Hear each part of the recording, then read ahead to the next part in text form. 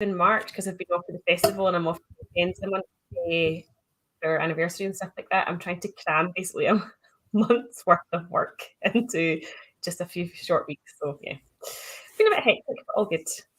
What about you? Is it working out though? The to-do list is looking a bit challenging. Aye, I can understand that. I was in the office today and it was for a sort of an all-staff meeting that we occasionally have. The management like to do these roadshow things where they talk about what they've been doing over the last like 6-9 months, whatever. And obviously we haven't had very many of them. Last couple actually was on Teams. So you've got about like 100 folk or something, or close to it, on a Teams call with the managers, and somebody's talking for a while, and it says lasts for about an hour and a half. But they actually did it in person today. So we were in Kilmarnock, and it was the first time that most people had seen each other for 3 years. It was crazy. It was really crazy. Just, meeting up with people again and saying, "Oh, how are you doing?" Wow, it's really, it was very quite emotional. weird. It was, yes, it was actually. It's a very sort of strange feeling because a lot of the people I've worked with, quite a long time, and just to see some of them, you're thinking, wow, it has been, people you see possibly more than your own family. You spend more time with people in work than you do, and then not to see these people for about 3 years, So yeah, it was very strange, and the place was buzzing because there was so many people in, and they were all wanting to talk to each other and catch up and everything, sort of in person. So yeah, it was quite nice. Yeah, didn't get a stroke of work done, but I know. I must admit, and I have said this to my boss. So this isn't anything that's going to get me fired. I feel like I do nothing in the office because all I do is spend my day going, "Oh, I haven't seen you in a while. How are you?" And then you stop by somebody's desk or whatever. It's only when I'm at home that I actually don't have any distractions and can power through some work. Yeah, I've managed to avoid the distractions of home because that really involves it on the telly or something like that. Something that I would rather not do because, well, like I keep saying to people, when they always said about working from home even before the pandemic, saying everything's results driven. There's a product at the end. There's something that you have to provide. So if you don't provide it, it doesn't matter where you're working from. You're just slacking off. You could be slacking off at the office. You could be slacking off at home. But it's more apparent if you're sitting at home and people are asking you to do things and you're on deadlines and it's just not happening. Things don't get produced that people are obvious. So hide, it's not an easy option to sit at home. It depends if your management or up off you, keep it on, which could be. But thankfully, that's not my task anymore. Yes, and thankfully I don't work somewhere where they have like mousepad clickers and stuff like that, because that to me is just proper Big Brother stuff. As you said, if people aren't delivering, they're not delivering, whether in the office or whether at home. And I don't think it matters the location. It's just you're either putting the effort in or you're not. Whereas some brave souls like me, I braved the office yesterday in the middle of a blizzard. So if that's not dedication, I don't know what is. Yeah, it was bizarre yesterday. Yeah, and only like by lunchtime it was fine. That's the crazy thing about it. Yeah, we had snow in the morning, and yeah. Want to go? No, I'm just agreeing with you. I was going to say, sorry. Yeah. My gauge I know. is... Go on, please.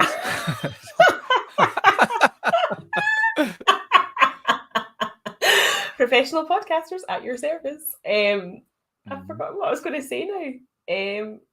Oh, yeah. So out my office window, my gauge is if I can see Sunnyworld, it's a good day. Yesterday was just like blanketed and you couldn't see anything because it was just so much snow. And then you're right, by about lunchtime, it was like the day had never happened. It was so weird. Yeah. Because when we got up in the morning, there was this sort of powdery snow everywhere. And it was actually quite deep, but it must have just fallen about an hour or so before because it was dead easy to get rid of. And then all morning, it was kind of like reasonably heavy. And I thought, oh, no, this is going to... But then sun came out and everything disappeared. So yeah, it was actually not bad. Yes, yeah. So you're replacing the film festival with doing reviews of other stuff now as well. Just trying to keep your hand in. Yeah, well, I watched a couple of things on Netflix over the weekend, so I thought actually they're worth a review because people are talking about them. And then obviously I was on maybe to watch Holy Spider, which I'd heard so much about, and Mhm. really now I can't stop thinking about it. Like, so that's what 3 days later, and I think if a film stays in your head for that length of time and you're still thinking about it, then it's been good and it's been worth talking about. And obviously, Yeah. after the Oscars, I wanted to see what all the Paul Mescal hype was about, so I watched After Sun as And did well. you enjoy it? But I did. I found it really emotional actually because I was getting a wee bit of nostalgia for sort of every early 2000s or late 90s holiday that I'd ever been on abroad. And it's a really good performance, but as I'm sure we'll talk about, I enjoyed him in that God's Creatures, which was part of the festival. And I feel like I've Mhm. sort of missed I didn't watch, was it Normal People that he was in? I didn't watch that, so I felt like I Yes. sort of missed the hype about him, and obviously he was Oscar nominated and things like that. So I'm now sort of seeing a couple of bits of his work and obviously impressed. But yeah, no, I just thought, I got all those festival reviews done, and I just want to keep the train of momentum going. Yeah, no, quite right. Yeah. You should give Normal People a watch. It's definitely worth it. Is it It's very good? good. It's only 6. Yeah, that is good. Yeah, it's only 6 episodes as well. So it's like I think it's an hour each episode. So yeah, it's definitely worth it. Yeah, And I'll put that on he the, is the very list as very well. good in it. Yeah, Yeah. when he Well, to be started honest off with the you, trend for the wee chains, it was a gold. that's all He I wears a gold chain in it. Yeah, aye. that's all I remember from people saying on Twitter. But also, I will say that I thought his accent in After Sun was very good. Because obviously, I assume they're supposed to be from the East Coast because she wears a Mhm. Hearts shirt at one point, and Yeah. actually, I thought it was quite consistent, quite good, and I can see why a lot of people thought he was Scottish actually because it's not a rubbish one. Yeah, it's actually a pretty decent accent for a change. Some right and some don't. There's a I think we've talked about this before. Like, well, we know about Scottish accents because we live here, so we can Yeah, reasonably tell what's a good one, what's a bad one. Whereas, I mean, I yeah. couldn't tell a decent like South London accent, for instance. It's just because Yeah. of proximity and history that Hmm. it's quite strange when some people put on Scottish accents for film and TV because you just go whereabouts from Yeah. the What area of Scottish Scotland is that? mainland. Yeah. Mhm. Yeah. So, Sure, it's not a I am Scottish getting theme park that you maybe spent time in. I'm getting a slight bit of like Dalek sound from you, and I don't know if it's my internet or your Oh, internet right, because okay. sometimes it's like it's going quite tinny halfway through your words, and I'm missing half, like maybe the tail end of a word. All right, okay. You're not frozen, but it's just Give me a a wee sec. slight sound issue. No, it was happening with your stuff as well. It would just kind of occasionally drop, like you say, it goes slightly Dalek-y. Hmm. So it might be Which obviously me. is a So technical term. no, it describes it perfectly. That's what you want. Give me a search. I've got 2 Wi-Fi networks. So the net one might be that's what's causing issues. I see. I'm So going to just double makes a check that I'm on the difference. better of my 2 Wi-Fi networks as well, which I am, because we obviously have those wee like discs around the house to boost your signal. So always try and log on to one of them as opposed to the actual Wi-Fi.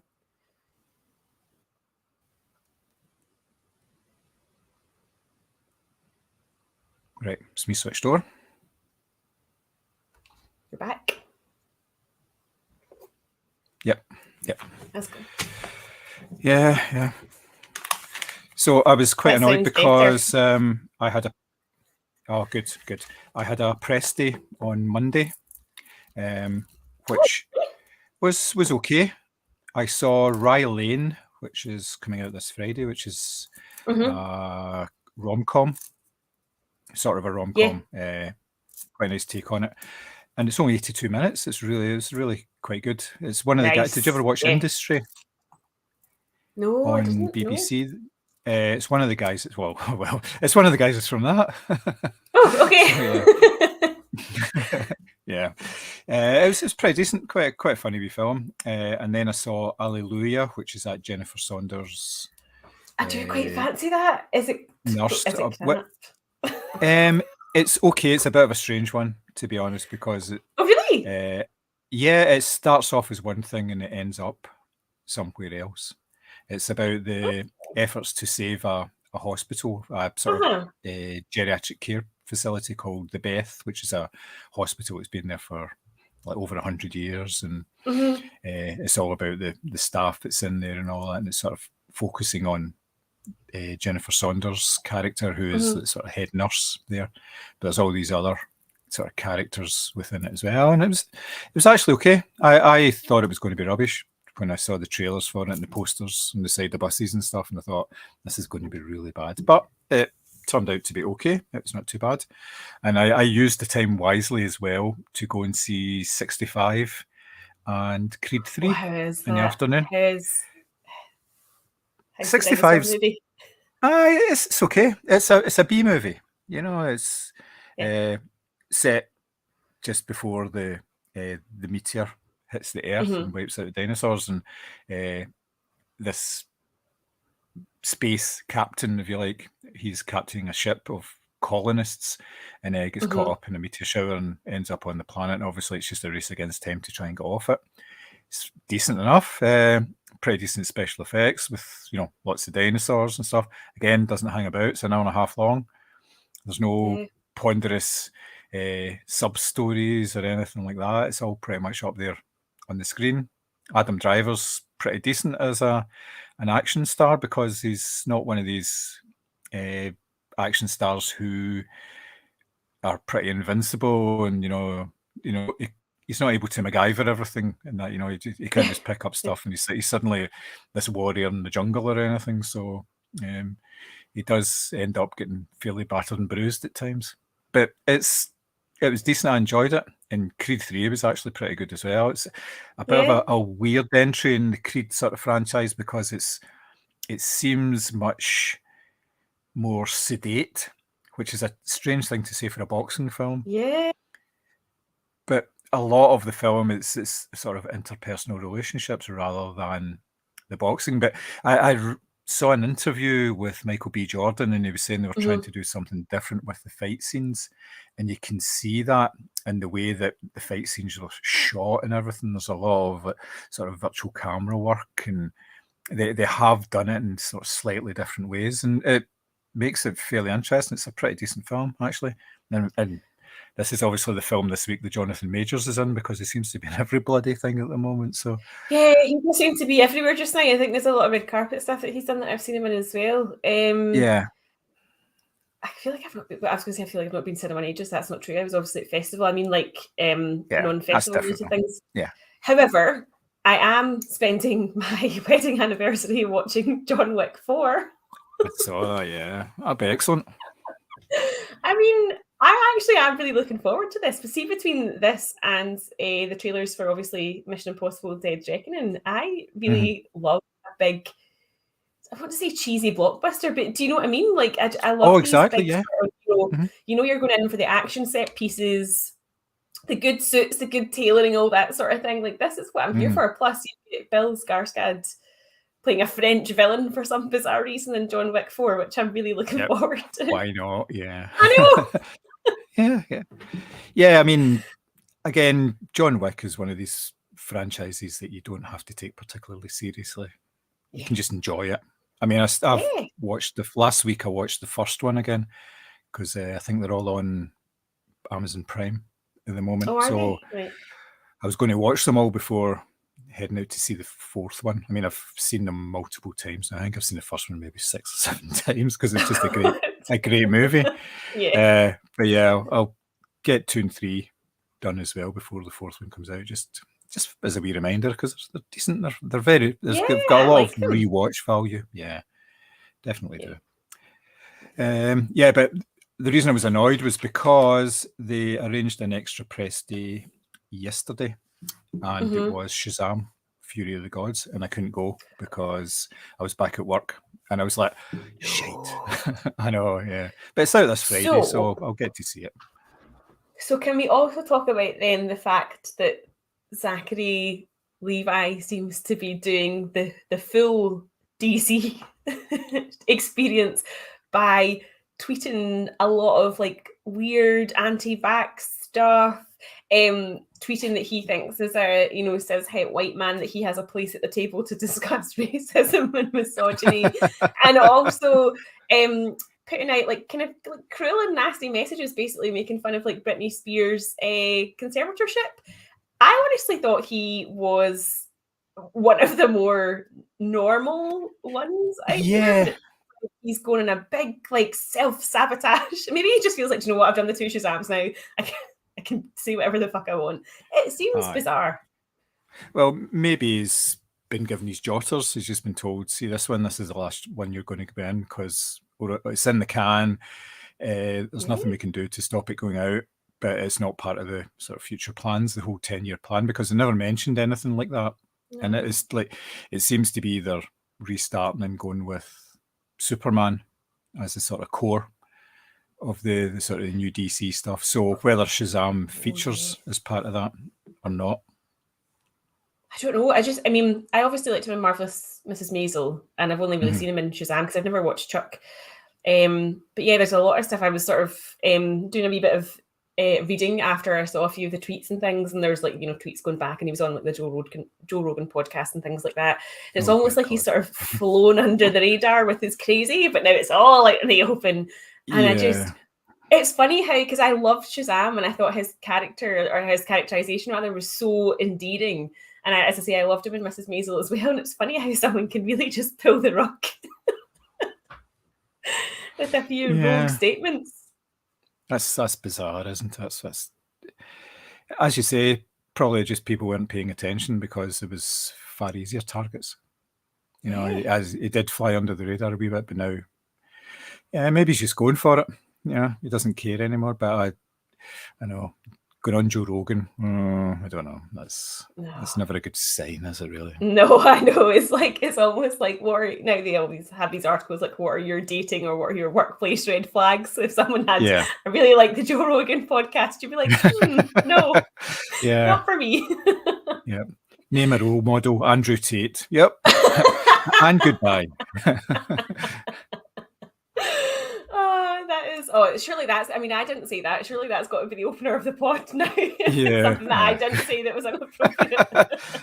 Well, I actually didn't do that the last time because when we were doing our pod for the preview for the film festival, and we were talking about the films that we liked, and you obviously mentioned the Alfred Hitchcock one.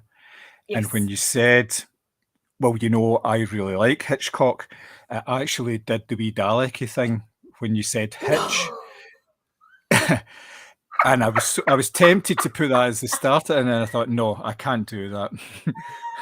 That would just be us. There are lines that you don't go over. So I think you'd have made all of Sammy's Christmases come at once if you'd done that. Stunning. Man. Absolutely stunning. Thank you so much, headphones and mic. Well, there was a couple of things that I used instead, so that was pretty good. Rather than having to do that, you know what it's like. So you want to do this? Get this done? Sure. Absolutely. Looking forward to it. I genuinely struggled. I was going to say it was like Sophie's Choice, but it wasn't because there's 3 of them that I get to pick. But I did really, there was so much that I enjoyed. So I'm looking forward to chatting. Okay. All right. We'll get started then. Hello and welcome to the Movie Scramble podcast. On today's show, you are joined by myself, John. Hello. And also the ever delightful Mary. Mary, how are you doing? Hello, I'm good, and I am so excited to be back podding again, talking more festival stuff, and with you, of course. Cool. As Mary just said, we are going to be discussing the Glasgow Film Festival again on this podcast. Festival ran between the 1st and the 12th of March to record audiences. I believe you were told that the audience participation was up by about 25% based on some of the previous ones, which is excellent because it means people are getting out there and seeing films, which is all very nice. As I say, festival ran for 12 days. There were lots and lots of lovely films spread across the GFT, Cineworld, and the CCA. So what we're going to discuss here, we'll have a quick overview of the festival in terms of what our impressions of the festival were, and also we're going to sort of pick our top 3 films that we both got to see, whether that was on the industry portal, which we had access to. Thank you very much, Glasgow Film, for that. It was very nice to have, or in person actually at the cinema with other punters, which is still a bit weird. And I'm still getting back used to it, but it's getting more and more like the norm again. Even if you're sitting in front of somebody who just masticates all the way through the film with the big giant bag of popcorn, which I got through 65 when I was watching that on Monday. Oh no! But you know, it didn't detract from it. As soon as the soundtrack kicked in, it was really loud. It was really just a sort of a background noise. So yeah, can't complain. So, Mary, what were your impressions of the 2023 Film Festival in Glasgow? Well, first of all, just a wee shout out to all the volunteers in their lovely yellow t-shirts that I was quite jealous of because they were all absolutely fantastic. I didn't catch the woman's name, but when I walked in to see the Alfred Hitchcock documentary and handed over my ticket, she went, "Are you Alfred Hitchcock?" And I was like, "Not me personally, but I am here for the film." And we had such a good laugh about it. It was so well organised. There was obviously signposts everywhere, really clear. You couldn't miss where you were supposed to be at what time. And everyone was just really helpful and friendly. And actually, what I noticed when I was going into screenings was how much everyone was in a good mood. They were really looking forward to the movie. They were really appreciative of the introductions that the likes of, Alan Hunter, Alison Gardner, or Chris Kumar were doing before the films. They were really looking forward to that little bit of extra insight.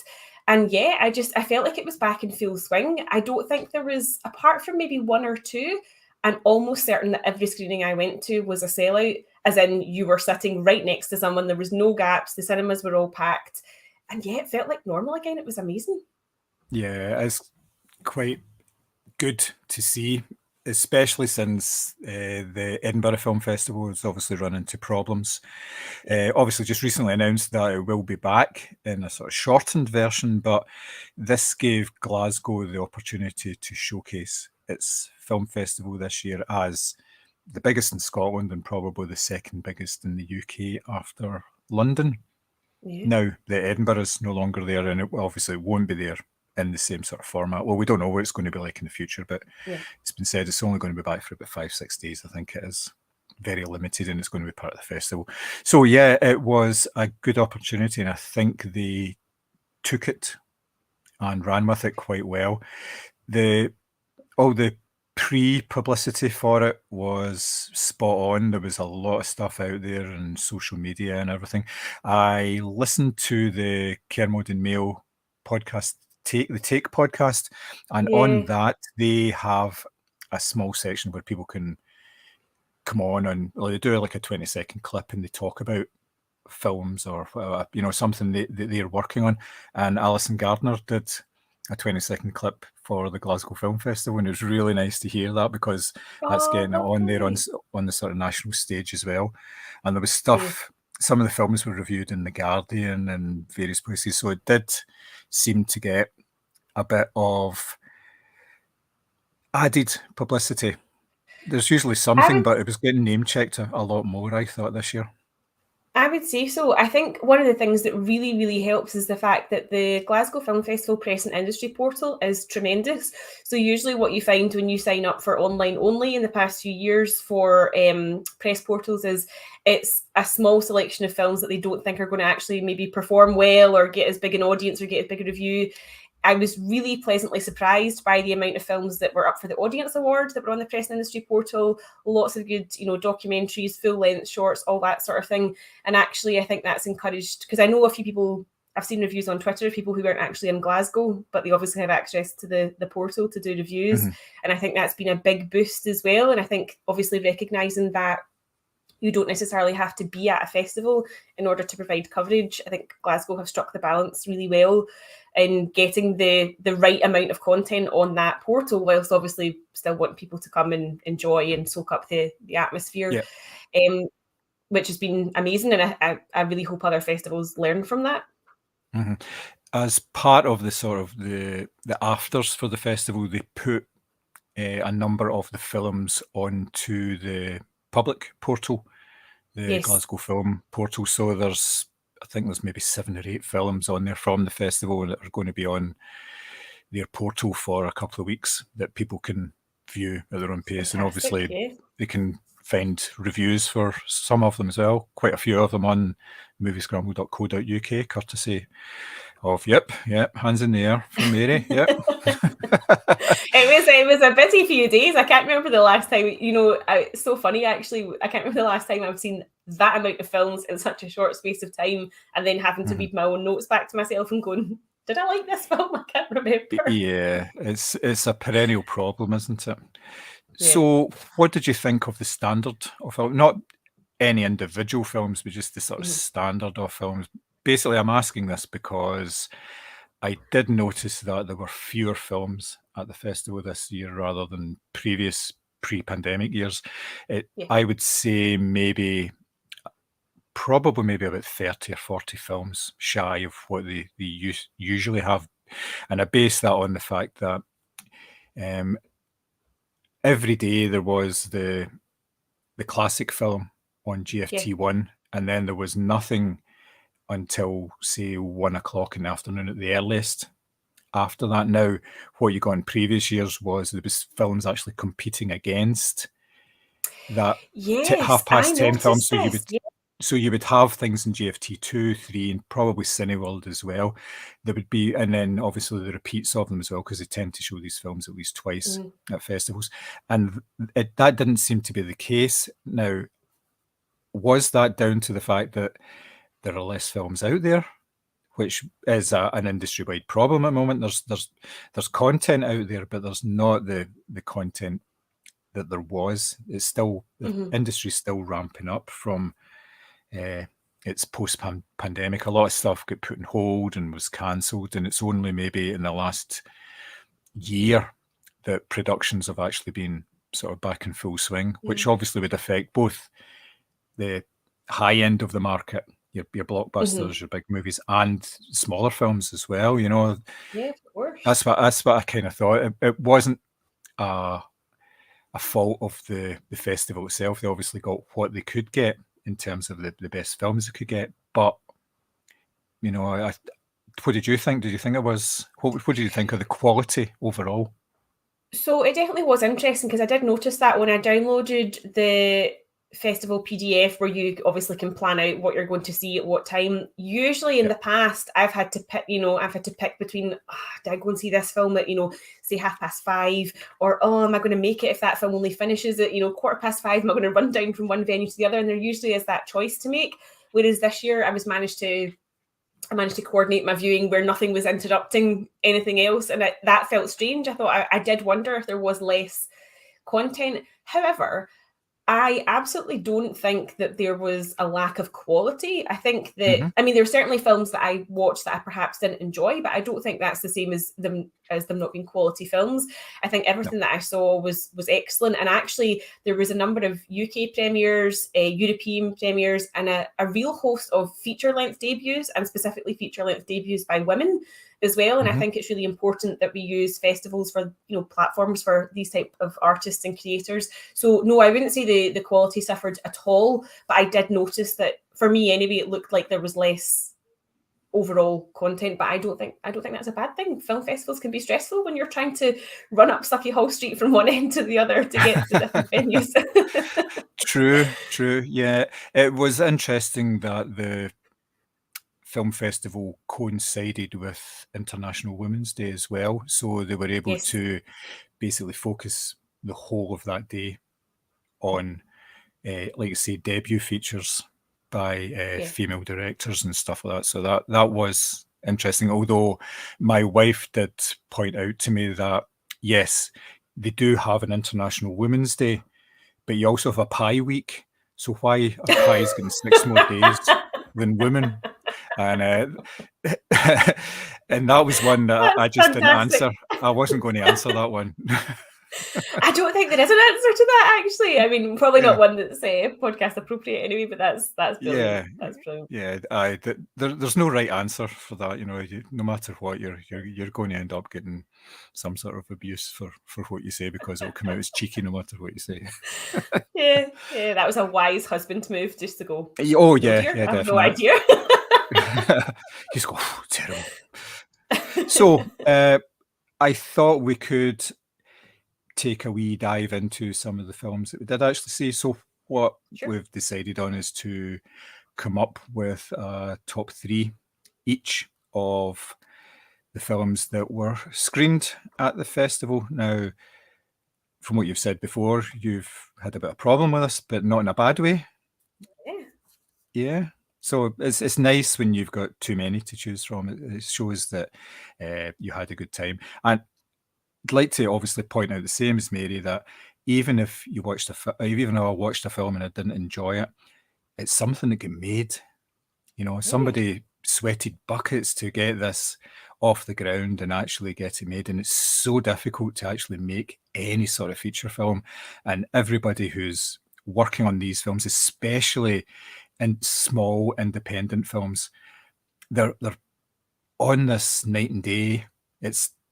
It's almost like life and death for them, because they're so passionate about it. And if you don't like it, it's usually down to the fact that it's just not for me. It's not that it's a bad product, because even if there's not really anything that you engage with, there's usually a decent story in there. There's usually a spark of something that will appeal to audiences somewhere. So yeah, I think that's the case. And it's not really double standards or anything. You should just judge films by the fact that they actually got made in the first place. It's I say, it's so difficult for it to actually happen. So we should actually be pleased that we're actually getting the chance to see some of these things again, because under normal circumstances, I would say at least 80% of these films I would never see.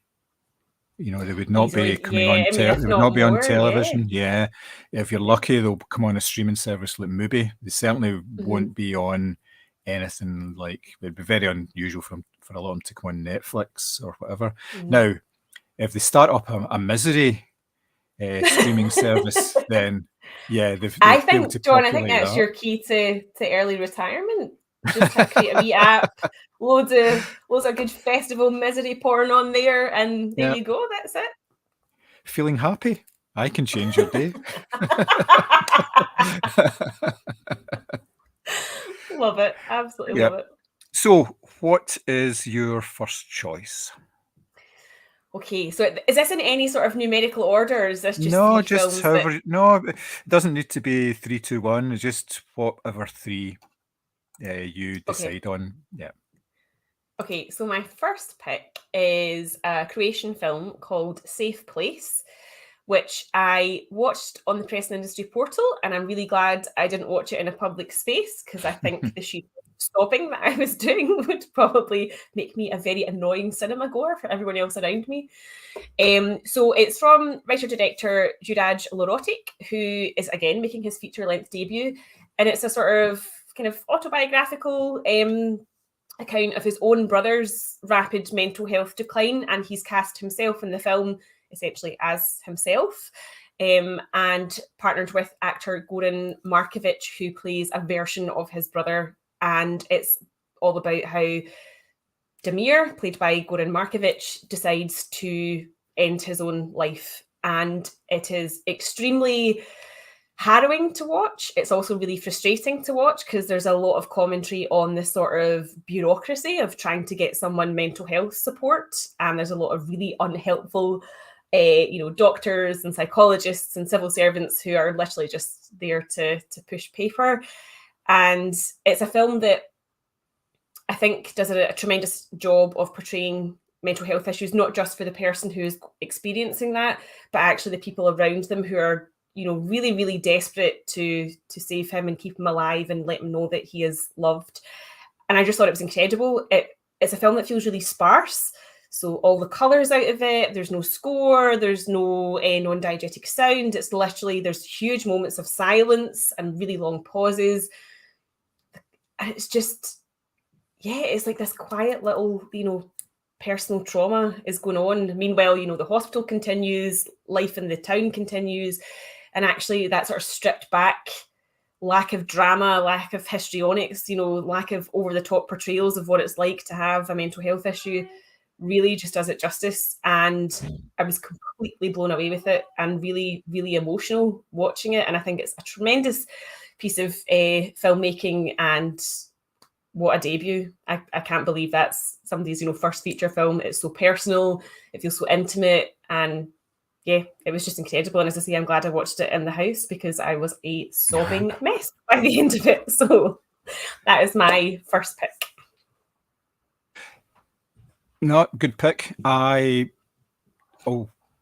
saw it as well on the portal, and I totally agree with you. It's a frustrating film to watch because of what's actually happening in it,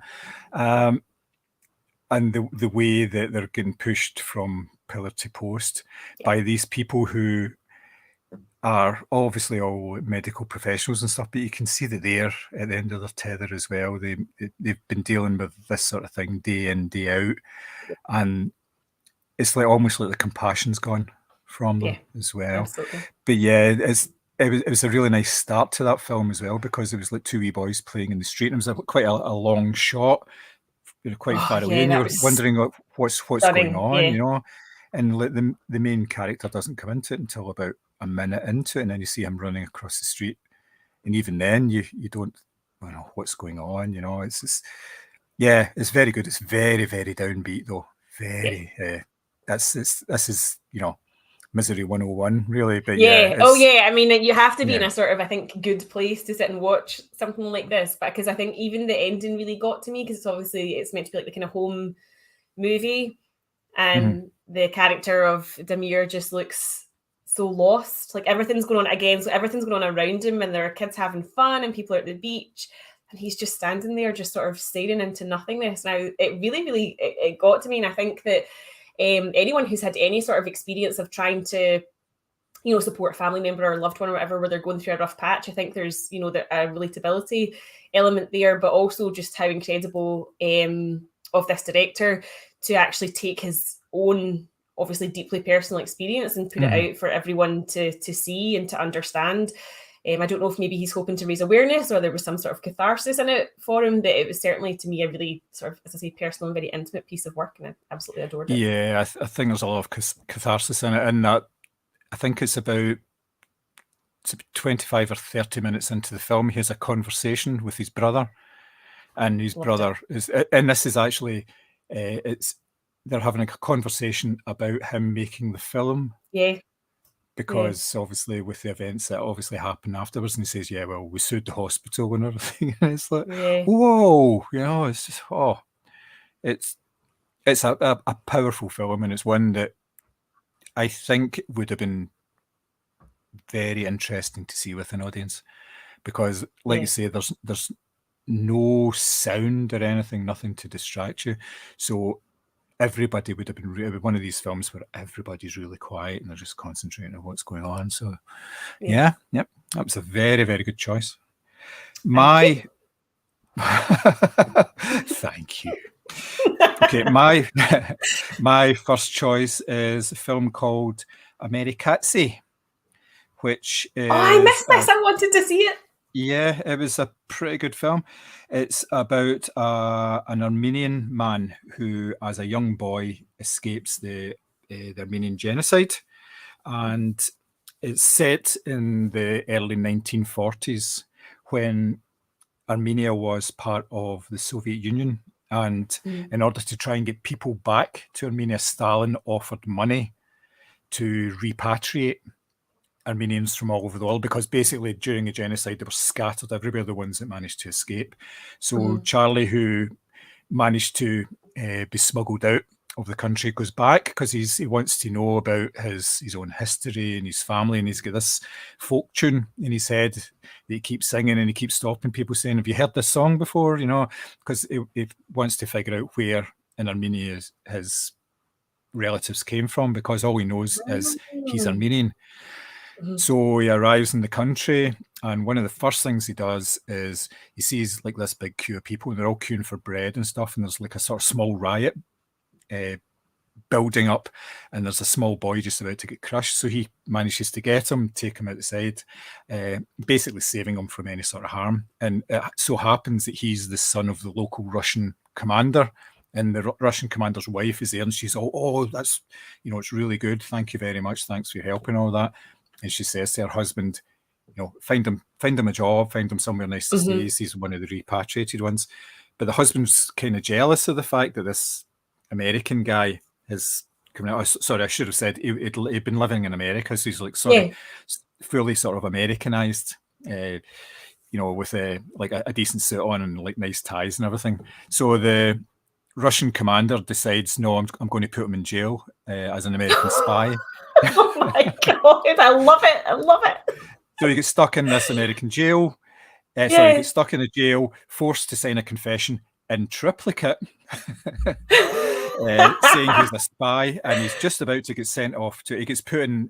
It's called the ice box. It's just this room that is really, it just gets really cold, and there's like loads of rubbish and stuff in it, and he's just thrown in there, and he's just about to get sent off to Siberia because it gets rid of him and it's out of the commander's hair. Then there's an earthquake, and part of the wall of the prison falls down in various places. So they say, right, you're not going to Siberia, you're going to fix the wall. And from his room, he can see out in between like some bits of mist out on the wall into a house. You can see 3 rooms in a house, which and in the house lives one of the tower guards, and you get his backstory. He was a painter who was denounced for painting churches. So, but instead of getting put away because he was married to somebody who was high up in the party, he was spared that, and he has to work in the prison. So he sees these people in their lives and basically starts, it's almost as if he's a guest in their home, and he starts following them and getting involved in them and all that. And it's all the ups and downs in their relationship. And this is the basis of the story, him sort of finding something to keep him going, because the prison life is brutal because they're worked really hard, and then every Friday they get beaten up. It's a regular thing. It's Pataski. They come into the cell and they go, it's Pataski, and he goes, yeah, Pataski, and he goes away and he comes back and he's all cuts and bruises and stuff. Oh my and it's God. just I'm laughing. I know it's horrific, but I bet it's quite tongue in cheek.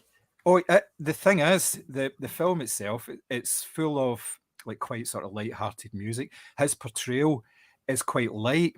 He's a very likable character, and he gets on very well with everybody. And it's sort of this sort of fish out of water because he can't speak a lot of Armenian, and so in that way it is kind of light. But it's like totally brutal. All these things that are happening to him and around him, and sort of the conditions he's in and everything like that. But even then, it is kind of light, and you see the sort of the best part of it and all that, you know, best part of all the people involved and things like that. So it was actually a lovely film. I really, really enjoyed it.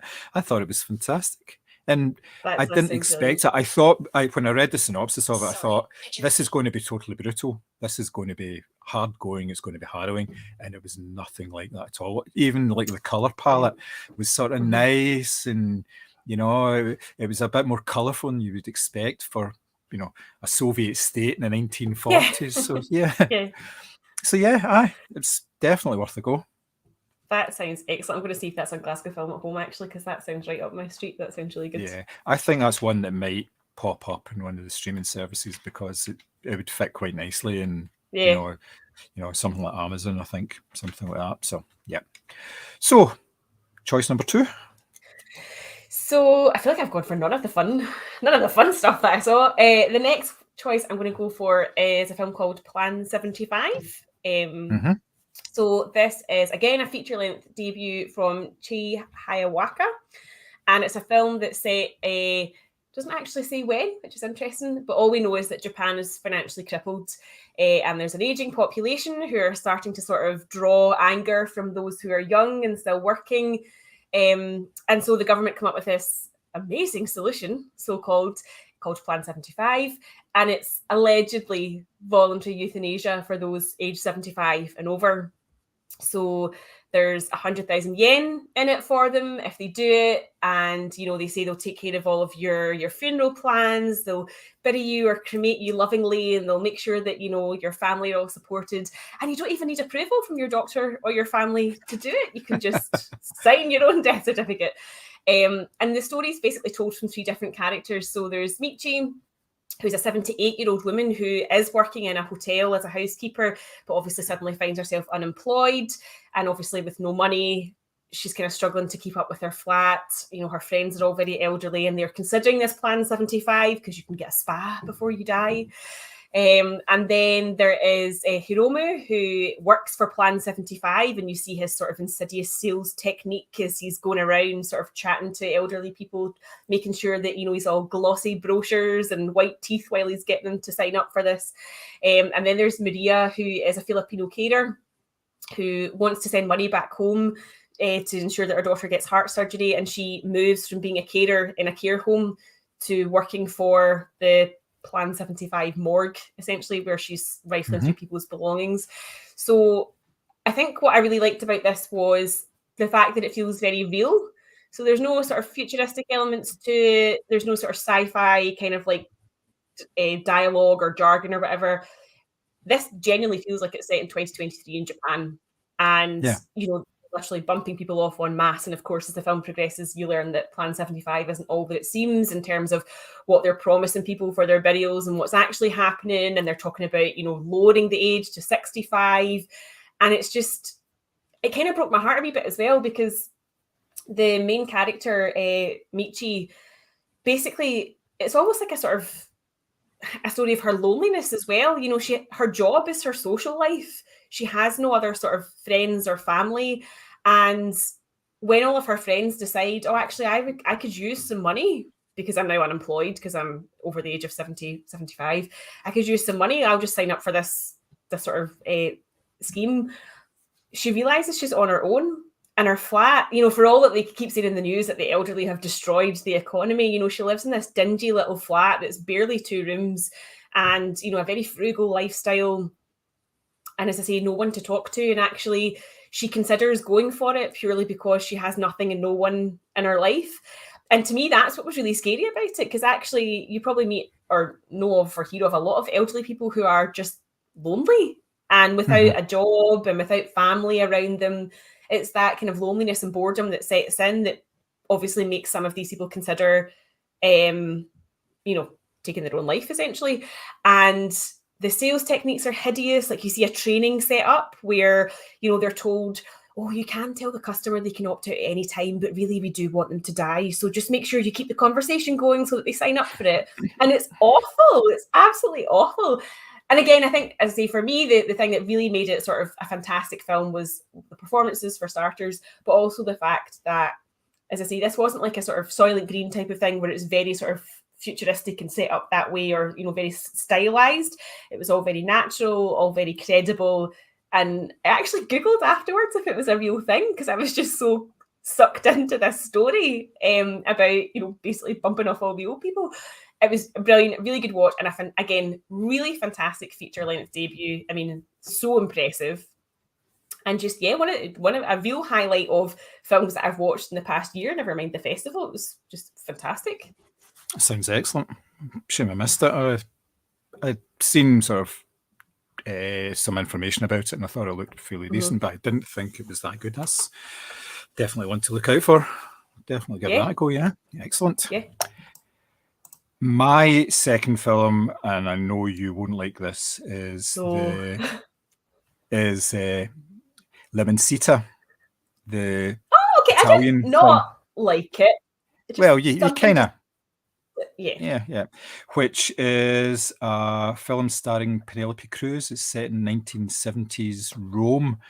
She is a wife and mother to 3 children, and it's basically a bit of a domestic drama. She is a living mother.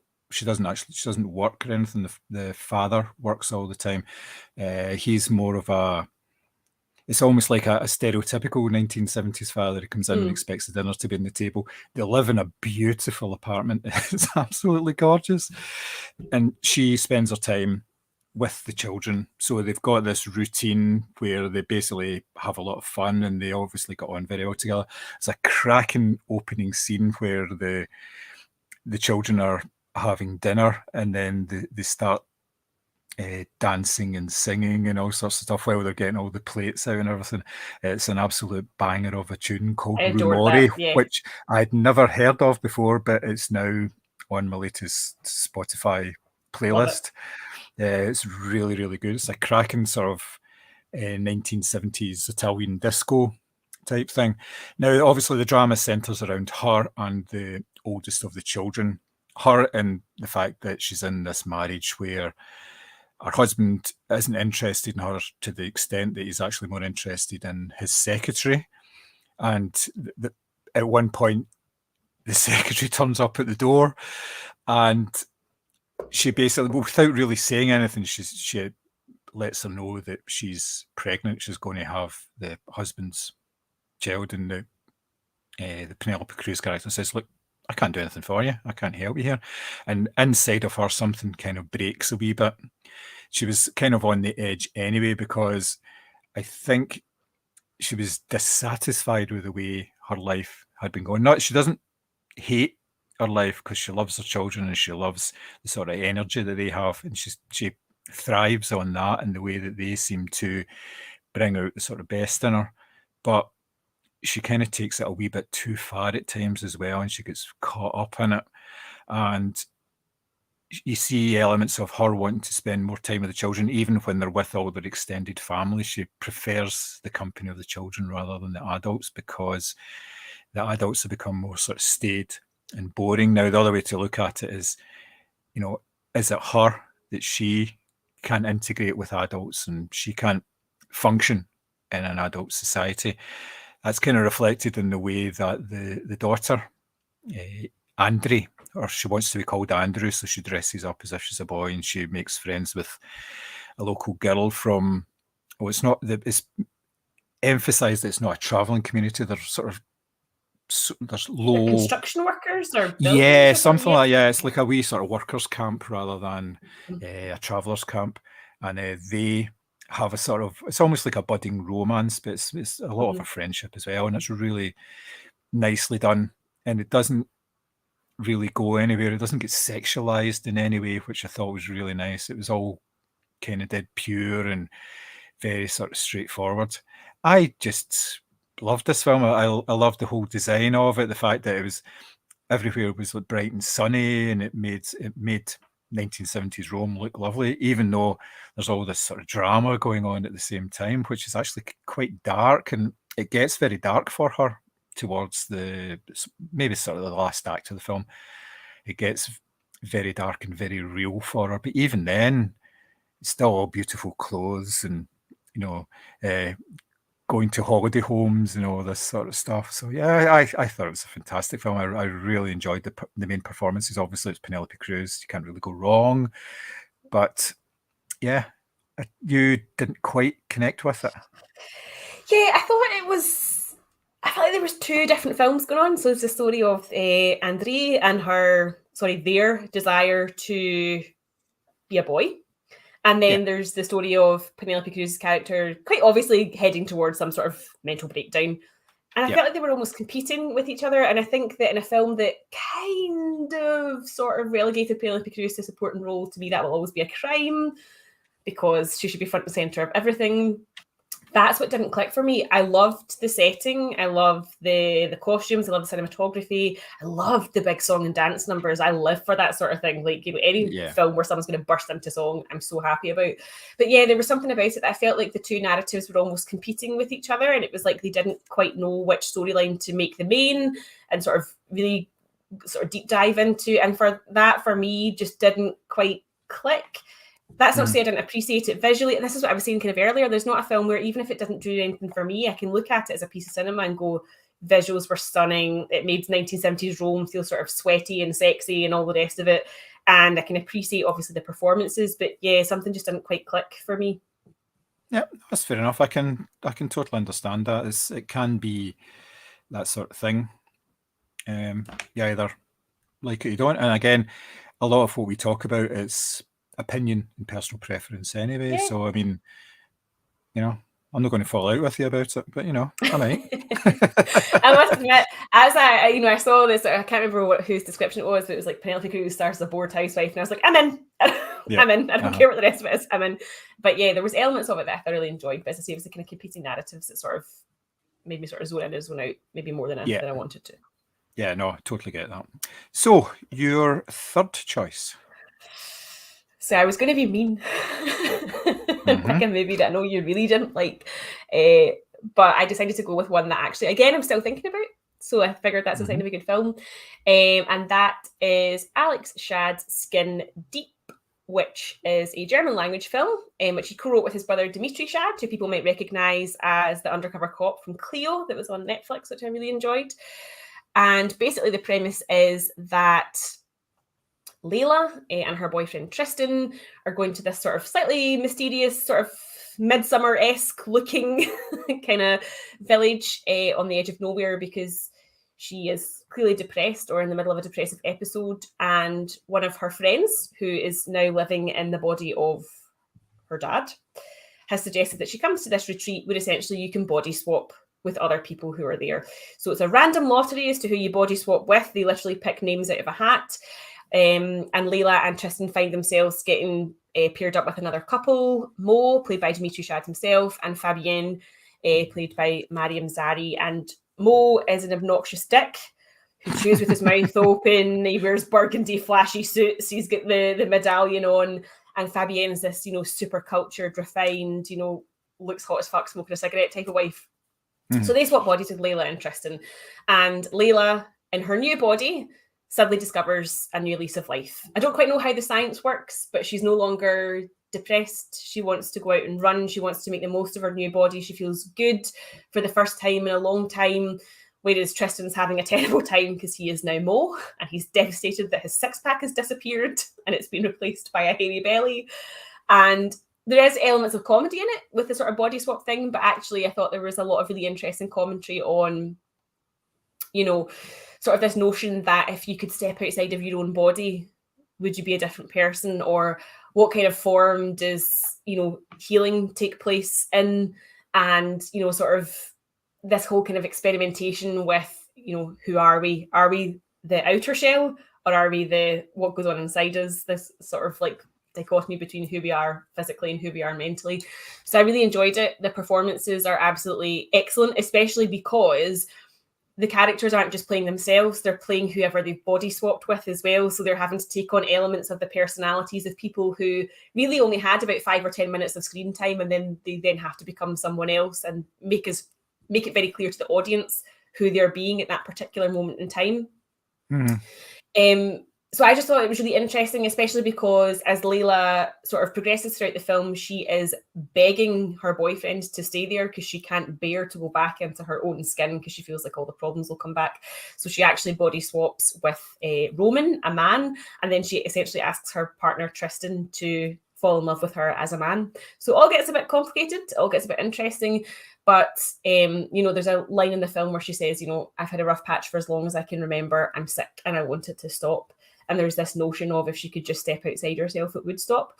So it probably raises more questions than it actually answers. But I was so totally intrigued by this notion of what is wellness, what is healing, who are we, outer shell, inner shell, all that sort of thing. It's extremely well written. The performances are excellent. As I say, they're playing multiple characters at all times. And yeah, it just, again, I'm still thinking about it. So that to me is a sign of a good film. And I won't lie, I was drawn in initially because Dimitri Shad is absolutely gorgeous and really funny in Cleo, which I fully recommend. But this really just took my breath away in terms of, oh, okay, this is a meditation on something a bit deeper. If you go into it and you don't know anything about it, the opening sequence is very confusing because you have a man looking at his presumably dead daughter on the bed and going, Papa, you've died? And I was like, huh? What's going on? But obviously explains it really, really quickly. And I think it takes a lot for a script to explain a concept that's so complicated and make sure that the audience understands what's going on at all times, but you never feel out of the loop, which is a remarkable feat in itself. So yeah, I really enjoyed it, and that was my final pick. I've not picked any fun stuff this year, but these have just been so impressive to me that I couldn't not talk about them. Well, there's something to be said for films that are serious. It can be fun in a different way. You know? Yeah, it doesn't need to be laugh out loud funny to be interesting. But that sounds like a really good choice. Hopefully I'll get to see it again. I didn't manage to get to see that one during the festival, so yeah, it's good. I think that might be on Glasgow Film at Home because it was up for the Audience Award. Right, okay. I'll take a look at it, see if I can find it. That'll be very good. My final choice, I had a couple that I could have chosen here, but my final choice, I went for The Civil Dead, which is pretty much a two-hander, this film. It's about a struggling artist. He's a photographer called Clay, who is wanting to become famous and, revered in art circles, but he's a bit lazy, I think. So he gets the chance to do a wee bit of work uninterrupted. His wife goes out of town for a couple of days, and basically all he wants to do is sit about and binge TV shows and eat stuff, to the extent where he takes the mattress out of the bedroom and takes it through to the living room because there's only a television in the living room, and he wants to lie down on the floor and watch the telly. But he gets a wee bit inspired, and he decides to go out and start doing some sort of street photography. And he's taking some pictures, and he sees a guy in when he's taking the pictures, and it turns out it's one of his old friends, a guy called Whit. And he starts chatting to Whit. He hasn't seen Whit for years, and they got on really well and everything. And he invites him back to the house. And Whit's a wee bit offhand, a wee bit strange. He won't take a drink or anything. He's not interested in doing that. But Clay just sort of brushes it off. Drinks too much, falls asleep, wakes up next morning. Whit's still sitting there, just as if he's been there all night. And it turns out he had been there all night because Whit is a ghost and only Clay can see him.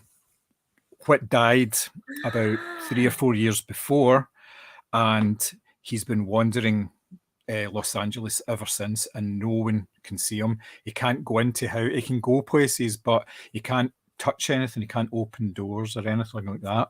And he kind of gets this across to Clay that he is, and obviously Clay believes him because there's a scene where Clay's talking to his neighbour, and Whit is in between him, and he's waving his hands and everything, and the neighbour's none the wiser because he doesn't see him, only he can see him.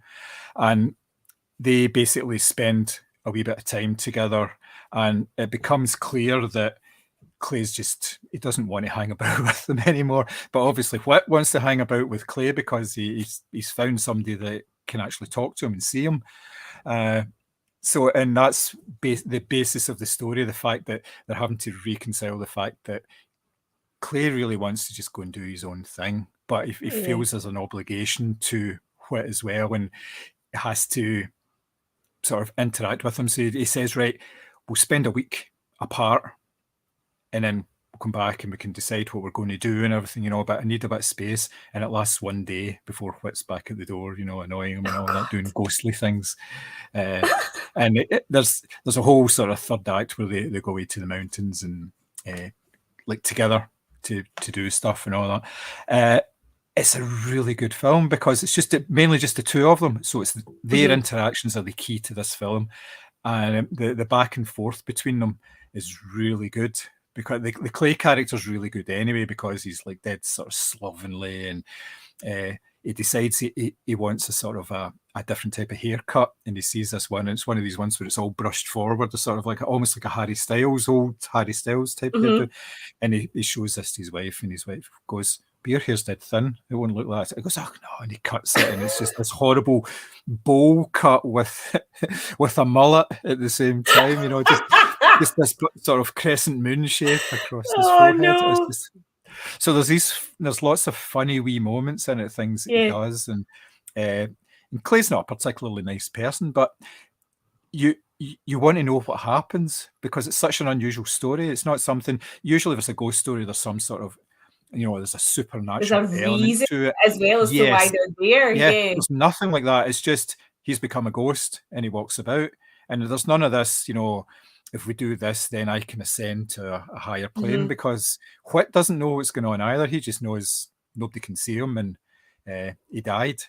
And that's it. I quite like that, though. I quite like the fact that there is no explanation. There's no explanation as to why he can see him, why he's a ghost. Oh, I quite like that. Yeah, so it was a pretty decent film, and again, it was quite a short one. I think it was like about 90 minutes long, so it kind of zipped by quite nicely. Very sort of lo-fi filmmaking. There was wee bits and pieces of music, but there wasn't like an awful lot of score in it and all that. So it was all down to the script and the way that the two main actors sort of got it across to each other. So yeah, it's impressive stuff. It was nice. That sounds excellent. I need to try and find that, because that sounds like something I would really enjoy. So yeah, it was pretty good. It's pretty good. So I'm intrigued. What was the one that you thought you were going to choose? I like movies, because I know you really didn't like the central character, but I swear if you go back to it, I mean, he's every film dick you've ever met, right? You know, somebody who, you know, I don't want to sell Shrek DVDs, I want to talk about Paul Thomas Anderson. I totally get that, because at first, I mean, I went to see it in the cinema, and it was actually quite good because there was lots of people who were laughing and really like getting on board with it. And at first, that character did really annoy the shit out of me, because I was like, oh God, that's why people hate the film community, because it seems really exclusive and up its own arse. But as the film progresses, there's so many really kind of powerful moments. You understand sort of why he is this. It's almost like a suit of armor. It's a protective thing. Basically, be a dick and no one will be a dick back. Really, really loved it. And again, a feature-length debut. I thought the performances were great, and it did really, really make me laugh. But there's also a couple of sort of quick punches in there about commentary, again, about the industry itself, particularly how the industry treats women. And I did really enjoy it. But I did know that you had said that you really didn't like the main character, and I totally get that. I did stop watching it, so I probably should have kept going, because I stopped watching it at the point where it was him and his friend, and they were in the bedroom, and he says, "Well, you're not really a real friend. You're more just sort of a placeholder until I meet my real friends when I go to college." And I thought, that was just on top of everything else, I thought, But I think, based on your review of it and your obvious love of it, then I would probably go back and watch it again, given the chance. I will give it a second chance if I see it out there. It's definitely, I think, like Skin Deep, it's doing a tour of festivals just now, so it's interesting again to see that, you know, great that Glasgow's actually had a few premieres of films as well that are now making their way onto other festivals, as opposed to you know, being the sort of last in the circuit. So yeah, I think it's definitely one that's going to, it seems like perfect streaming service content. Yeah, I would say so as well. Yeah, I would quite get with that. So that is our coverage of the Glasgow Film Festival. As I say, it was 12 days. There was an awful lot of good stuff there. There was, like Mary said, a lot of premieres. There was a lot of interest. There was lots of apparently there was a good few Q&As as well, and celebrities turning up, and you know, can't fault it. So I take it you enjoyed the festival then, Mary? 12 days of absolute bliss. Roll on 2024. Yes, that will be particularly good, I think. So the film festival in 2024 now. Trying to see if I've got anything. I don't think anything's been announced yet. Is it not been announced yet? Okay, right. No. That would make sense, because it would have popped up. But it will be around about the same time.